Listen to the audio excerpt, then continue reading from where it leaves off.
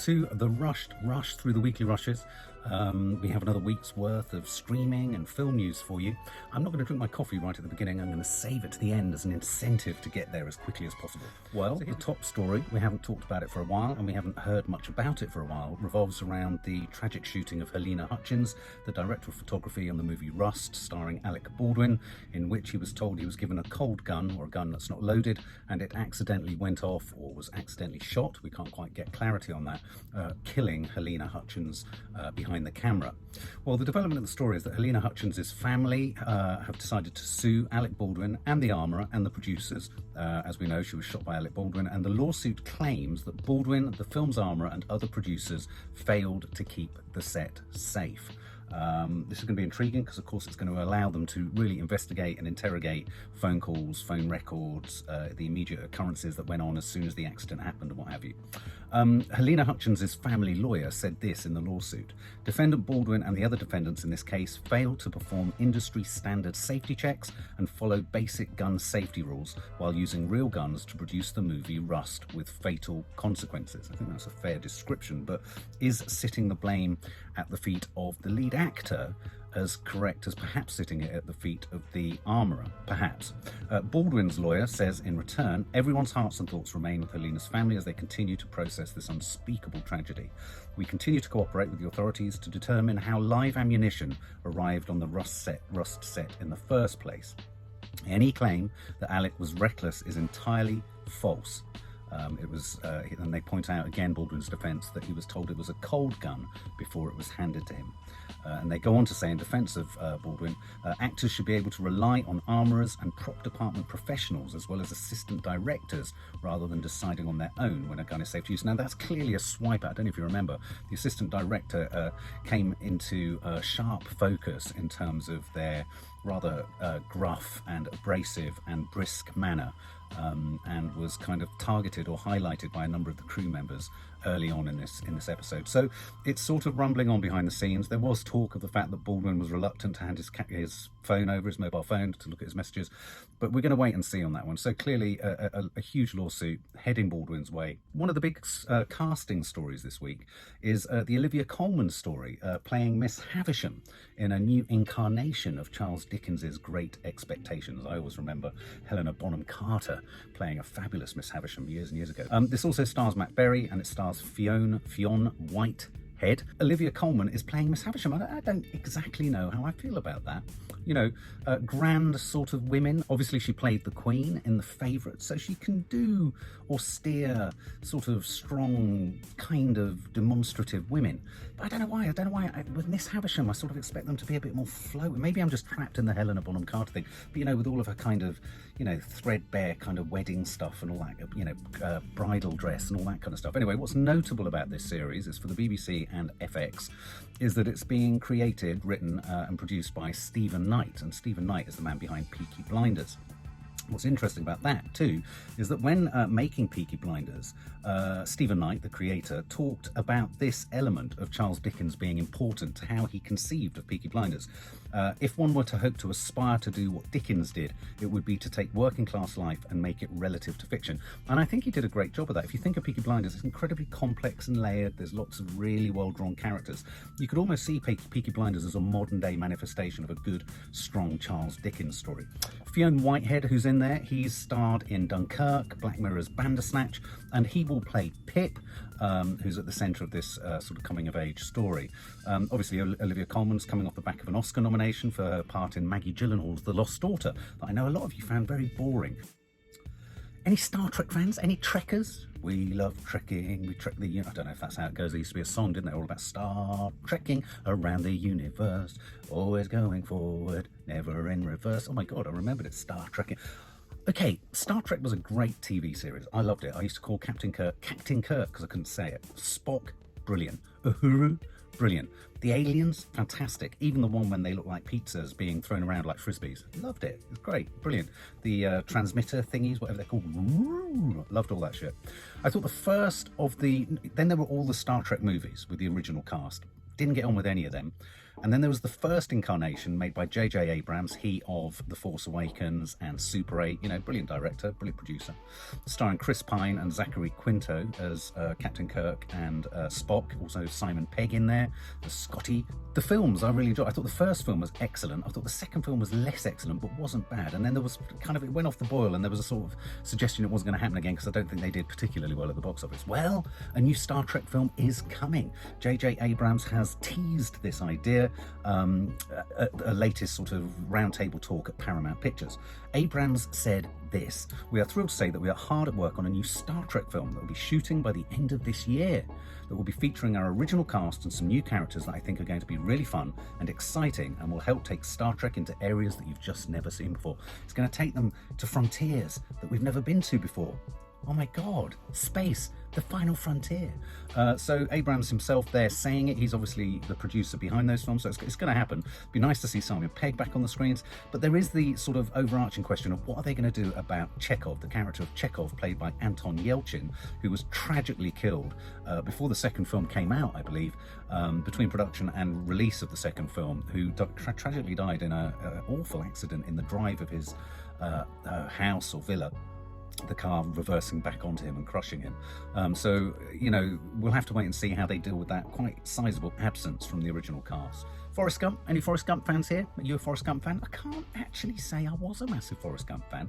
Found it a bit, I don't know, there's just something about it. Anyway, the original team, the team behind Forrest Gump, so that of course includes Tom Hanks on screen, Robert Zemeckis, the director, who also directed things like Back to the Future, The Polar Express, and A Christmas Carol, and Eric Roth, the writer, are teaming up for a new film which is based on the graphic novel Here. Here is an adaptation of the classic Richard Maguire graphic novel that will reunite these three talents. And the concept behind Here, H-E-R-E, here, not here, is that it centers on one room and it explores the characters or the people, the many people who come to inhabit that room, both over the years, but over the future and also in the past. I always had this idea years ago that you could make a documentary just about the inhabitants of one hotel room across the year. You know, you rig up cameras, obviously you do it with their agreement, but you know, to see different people and how different people inhabit that space and use that space, I think will be intriguing. So I think this sounds like a really odd and interesting project. Not sure how Tom Hanks will feature in that. Will he be one person across many ages? Will he be someone who kind of, what kind of a room is it? I mean, you know, so yeah, a sort of time travel type thing, is it, where you can move up and down time and sort of see who's in this room? But presumably it's referring to here as in the here and now, and the here and now can be in the future or it can be in the past. I fucking hate musicals. I really do. I'm just going to put it out there. I really hate them, which is why when one comes along that I really like, for example, Dear Evan Hansen, the stage play, not the film, I really like it. I really liked, I can't think of any others that I really liked. I really liked Dear Evan Hansen. That's about it. I like some of the movies. I quite like the original West Side Story, but there we go. If you're going to do a musical, Jerry Springer, that was a good one. Try and do something that's a bit kind of irreverent and a bit kind of shocking. That's what I want from a musical. Something, I know Book of Mormon tried to do that. Went to see Book of Mormon, didn't get it, didn't do it for me. Am I on my own? It just didn't do it for me, not at all. Anyway, so we now have Megan Thee Stallion, Nathan Lane, the great Broadway singer, Megan Mullally, and Saturday Night Live's Bowen Yang are set for a musical called Fucking Identical Twins. And so this is a movie musical. It's going to be distributed by A24, you know, the brilliant movie production powerhouse. Larry Charles is directing this, and Larry Charles is the guy who was behind Borat. So immediately my ears pricked up and I was like, oh, this could be a musical that's interesting. Least of all because it's called Fucking Identical Twins. It's based on an original two-man show that some of the talent there previously performed. The team producing it also produced The Greatest Showman. That was a sleeper hit. That was a musical. I enjoyed it, but I always find musicals a bit eggy, and I found quite great swathes of The Greatest Showman a bit eggy. But this musical is a subversive spin on The Parent Trap, in which two essentially business adversaries, two people who are fighting each other in business, realise that they're actually identical twins. And they decide to switch their places, a bit like Trading Places, the film with Eddie Murphy, in order to reunite their divorced parents and become a family again. So, Fucking Identical Twins. It's the kind of musical that you could drag me through the door for. Certainly. A title like that. Brilliant. Tom Holland, for saying Tom Holland had said a couple of weekly rushes ago, we said Tom Holland is talking about retiring, taking a break, putting his feet up, kicking back, taking some time with Zendaya, hanging out in Richmond and their new pad. No, that was just a load of nonsense. He's starring opposite Amanda Seyfried in a new Apple series called The Crowded Room. Crowded Room is a series that will explore inspirational stories of people who've struggled with their mental health and learned to live successfully with it. Tom Holland is playing a character called Danny Sullivan, who was the first apparently was the first person acquitted of a crime due to suffering from multiple personality disorder. So, you know, there's a historic element to this, as well as a sort of, and when I say anthology, it means that each episode is going to have a sort of different case study or perspective. It's not necessarily going to be a sort of synchronized story running all the way through. Amanda Seyfried, obviously, she was nominated for an Oscar for her part in Mank last year, and she's also next to be seen in The Dropout, in which she plays Elizabeth Holmes, the scammer, the fraudulent Elizabeth Holmes. I think this sounds interesting. I can see why Tom Holland was drawn to it. I think something that focuses on mental health from all these different perspectives. Bob Odenkirk is back. Obviously, Bob Odenkirk, the star of Better Call Saul. He had a sleeper hit, really, in lockdown with Nobody, the story of a father who just can't take it anymore, and in pursuit of his daughter's kitty cat bracelet goes on an absolute violent rampage, trying to rid the streets and the world of Russian oligarch villains and mobsters. It's a comic shtick. There's some great moments in there. The bus fight in it is particularly good. Well, as you know, Bob Odenkirk, the star of that, he was also the producer of it, suffered a heart attack whilst on the set of Better Call Saul. And talking about whether there's going to be a Nobody 2, a sequel to Nobody, the original film, in an interview, he kind of revealed a little bit about when he had his heart attack and what could have happened. And I quote from him, he says, "I was very, very lucky in that I had a heart attack near my co-stars. I didn't go to my trailer, and also we weren't on location. If we'd been on location, I probably wouldn't be here talking to you, and if I'd gone to my trailer, I wouldn't be here talking to you right now either." The point being that in his trailer he'd have been on his own and had no support, and on location they wouldn't have been able to get support to him quickly enough. So in a sense, he's saying, thank God I had a heart attack on set in front of everyone where they could do something for me. He says that Universal, the distributors and producers of his original film Nobody, are kind of keen and are discussing the possibility of a follow-up. I mean, Nobody, the original film, they very much teed it up with a possibility of a sequel. And he says that everything's pointing towards a yes. So we're going to see more of Bob Odenkirk, even though Better Call Saul, as we said last week, is coming to the end of its existence. Uma Thurman in Kill Bill 3. Would you like that? Could you see that? Is it something we want? I think Uma's 51 now. Do you think she could do it?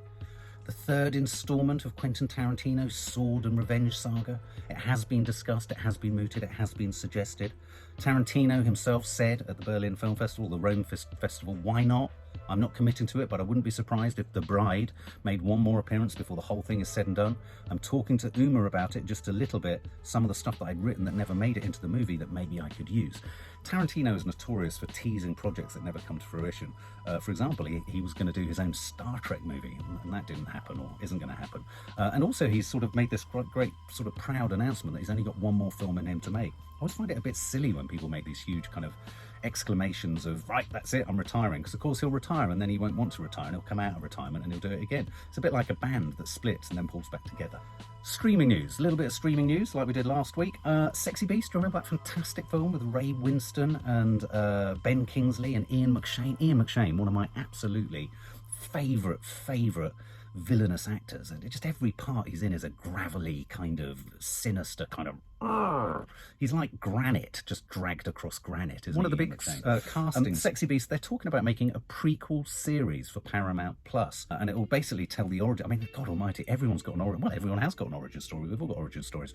So Gal Dove, Don Logan and Teddy Bass, the characters in the original, we're going to look at their origin stories. Whether that means we'll see Ray Winstone, Ben Kingsley or Ian McShane again, I don't know, but I'm going to have my coffee before it goes cold.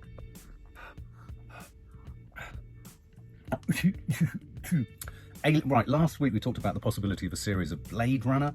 This week we're talking about another Ridley Scott franchise, Alien.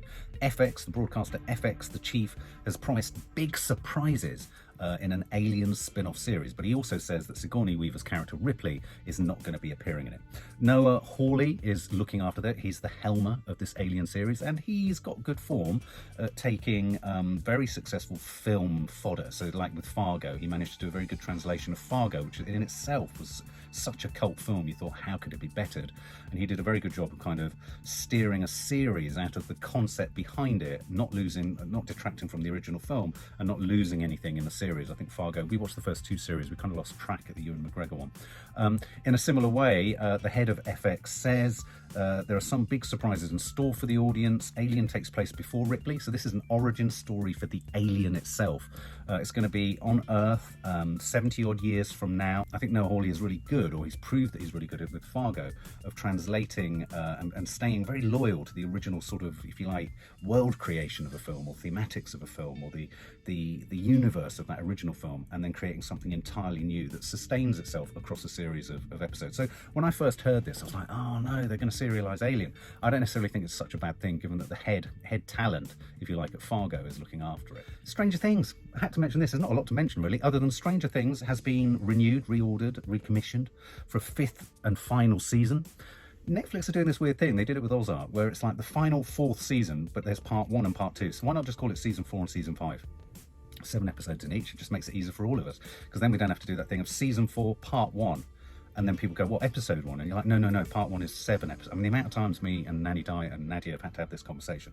So Stranger Things is landing on, I think, May 25th this year, 7 episodes, and then there's going to be, or however many episodes, and then there's going to be another number of episodes, and then there's going to be a 5th season, which is probably also going to be split into 2. So really, we've got season 4 coming, season 5, season 6, and season. It's a way of extending the seasons. But the Duffer Brothers have said that even though we're approaching the end of Stranger Things, no, surely not. The Duffer Brothers say there are still many more exciting stories to tell within the world of Stranger Things. New mysteries, new adventures, new unexpected heroes. But first, we hope you stay with us as we finish this tale. Promising, obviously, spin-offs for all the characters. Could we see 11 becoming 12? Could we see all of them growing into sort of early 20s? Are characters going to be hived off? Intriguing and interesting in equal measure. So on the one hand, lots of people will be like grief-stricken that it's the end of Stranger Things, and then there's all this hope. I love the way with franchises, they kill you, they bring you down, and then they lift you up, and then they bring you down, and they lift you up. There's something new coming, and that's just a wonderful feeling. Which brings us to films of the week. It's a slow week at the cinema. The only really sort of proper release is Dog, starring Channing Tatum. I'm not entirely sure how much he'll be taking his top off and giving us a bit of Magic Mike, but this is Channing Tatum playing an army veteran whose mate sadly dies, and he agrees to look after the dog. Cue road movie, cross America, all sorts of incidents. The dog apparently is very vicious and he has to tame it. Lots of weird kind of occurrences, and man and dog buddy driving, traveling across America, road movie type thing. If that's your kind of shtick, I like Channing Tatum was brilliant in the recent Free Guy. His cameo was sublime. But what he's like holding up an entire film, I'm not entirely sure. But if you like looking at him and you like dogs, Dog is for you. There's also a documentary out this week, which I'm probably going to go and see, called The Real Charlie Chaplin. We can all probably remember Robert Downey Jr. Did he win an Oscar? He certainly was nominated for playing Charlie Chaplin. And we often get the classic story of Charlie Chaplin, you know, rags to riches, him playing that sort of tramp with his stick and then his moustache, and then it ended up with the dictator. Well, this is a new documentary with a lot of unused footage, archival footage, and it focuses not just on Charlie Chaplin, the actor, it focuses on his personal life, it focuses on his relationships, and it's a warts and all profile and portrait of the man behind the bowler hat and the moustache. It looks at things from the perspective of his wives, how he was difficult, how he was challenging, and how that's quite understandable given the amazing success that he had, you know, from essentially homeless child to the star of Hollywood, inventing cinema almost, the star of Hollywood, appearing as the dictator in one of the first talkies, and then incidentally, strangely, being pulled down as one of the first people who was against American values within the McCarthy trials. So I think that will be an intriguing watch with lots of new footage brought to life in a way that we haven't seen before. And finally, for those horror fans out there, Netflix have dropped today their new incarnation of the Texas Chainsaw Massacre. We reacted to the trailer a couple of weeks ago. Kind of looked good. It'd be intriguing to see how they deal with it this time, rather than a sort of camper van of spliff-smoking, sex-crazed youngsters. They've got a bunch of influencers, which are exactly the same, aren't they? Sex-crazed, spliff-smoking losers. So a bunch of influencers want to try and resurrect a town, give it a facelift, and turn it into something brilliant for Instagram, I guess. Cue Leatherface, who's having none of it and wants to turn them all into sausages and bacon and serve them up to his wife in the back of a shed. And there you have it, guys. That's our Rushed Rush with the weekly rushes. Tell us your thoughts below. Have a good week. For more film and family fun, don't forget to click the subscribe button and make sure to click the bell to never miss an update.